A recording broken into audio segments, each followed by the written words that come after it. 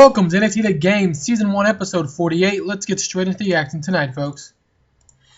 Pre-show matches tonight. In the pre-show match, we had Kai and Tai taking on the Mechanics, with the Mechanics picking up the victory in 5 minutes and 43 seconds when Dash and Johnson defeated Funaki by pinfall with a full Nelson Slam. Taka Michinoku has got a 29 rating, so Kai and Tai not extremely over. Kai and Tai being used like Kendrick, being used like Rhino, just one of the old veterans to kind of prop up the NXT rookies. Alright, in the next pre-show match, Baron Corbin defeated Bull Dempsey in 38 seconds with the end of days. Whoops. Alright. I will make that note, Sarah Amato.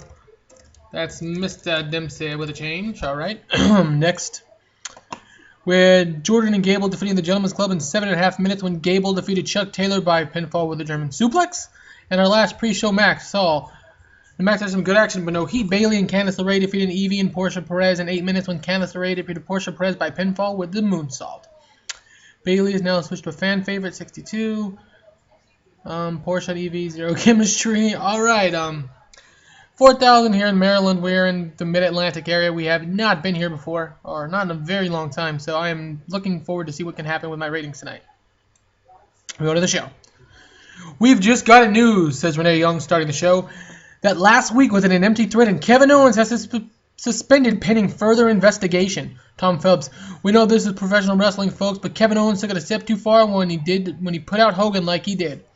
The Vaudevillains have begun making their way down the ramp, followed by the Hype Bros and then Gargano and Ciampa. Tonight, though, in the main event of the evening, we are going to see the feud continue between Mr. NXT and Sin Cara, a feud that has been going on for over 2 months now. I can't wait for the next chapter, Renee. And we're starting off with a 4-team tag team match. As NXT opens, the Young Bucks are at the top of the ramp with Finn Balor behind them, slowly walking down the ramp and into the ring. You see the Young Bucks, Balor Club, mentioning to Finn who nods, are fighting champions. Nick Jackson, this isn't to say that we're putting our titles on the line tonight, and we won't be, but we love challenges. And that's why we will be taking on and defeating 3 teams tonight. The fans boo. Super kick, super kick, super kick. 3 for 1. Everyone will get a special vantage point because tonight the Young Bucks, the Balor Club, will initiate and celebrate excellence and prove why we are the best damn tag team money can buy, says Nick Jackson. The scene ends as the match starts. And about that, I had solid in-ring action, but not in much way of heat. The Young Bucks defeated the Hype Bros, Vaudevillains, and Gargano and Ciampa in 10 minutes when the Gargano and Ciampa, then Hype Bros, and finally the Vaudevillains were defeated. So it was an elimination tag team match with the Young Bucks getting the victory. Next, a video hyping the debut of Rich Swann airs, and it shows him facing the NXT champion tonight, Bo Dallas. What a match for a debut, Maggle. The Bo Leaf storyline has advanced. Alright. Now, in part 1 of the 2-part series of breaking down the Mr. NXT and Sin Cara's feud to this point, we highlight the debut of Mr. NXT and how he went about taking out Sin Cara to begin with 2 months ago. Alright, next in an extremely short match, Bo Dallas defeated Rich Swann in 5 minutes with the Bo Dog. Rich Swann debuted to a 88 initial rating on a fan-fading gimmick. Pretty good match for Bo Dallas, paired with Rich Swann, who Alchemist, I believe his name is suggested on YouTube comments. I've never really gotten to know Rich Swann very well, but Rich Swann got a big match against the NXT champion tonight. Took the loss, but you know, gotta start somewhere. Alright, next, the Click is backstage talking to Triple H, Juan Waltman, and Scott Hall are going over some paperwork. It reads at the top, Kevin Owens, re-Hulk Hogan situation, as all 4 are thumbing through documents.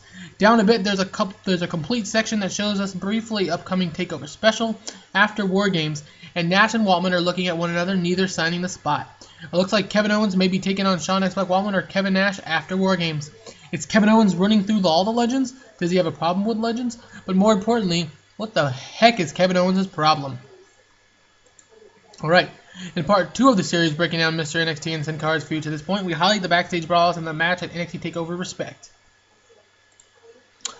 In the next match, we had Enzo Amore and Colin Cassidy defeat Brian Kendrick and Drew McIntyre in 8 minutes when Colin Cassidy defeated Brian Kendrick via pinfall with the big boot. How you doing?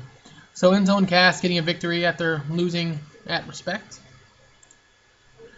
After the match, Carmella hands Enzo a mic and Big Cat stands behind him shaking his head.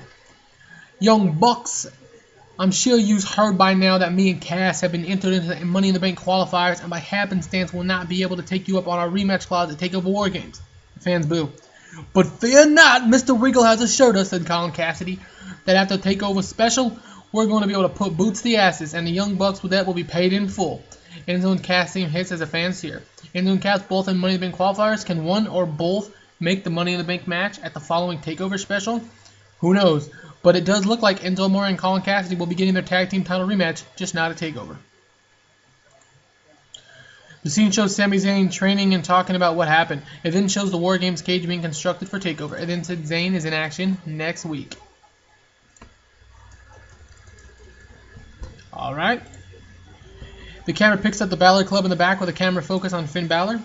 Another night and another win for the Young Bucks. Nothing shocking. The fans boo. You see, when the Balor Club was comprised in Japan, it was to bring the most like-minded individuals who would not only push one another in the ring, but also keep another focus on the task at hand, which is to rule the wrestling world.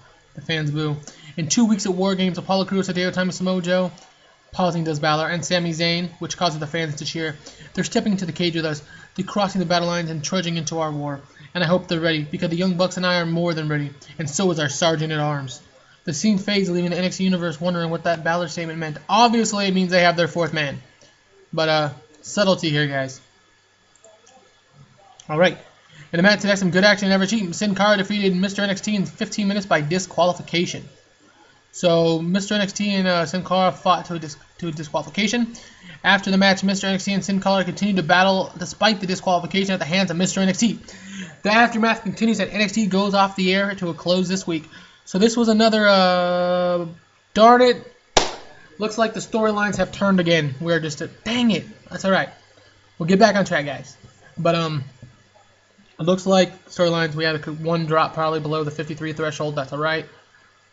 Sin Cara feud wasn't wonderful tonight, so that probably dropped below. I'm assuming that was right at 53. Either or. We are just a week away now from NXT Takeover War Games, where we'll see Hideo Itami, Sami Zayn, Samoa Joe, and their partner, Apollo Crews, take on the Balor Club and their mystery partner. This has been NXT Season 1, Episode 48 of The Game. We will return tomorrow with another episode, and we'll see where we go from there, guys.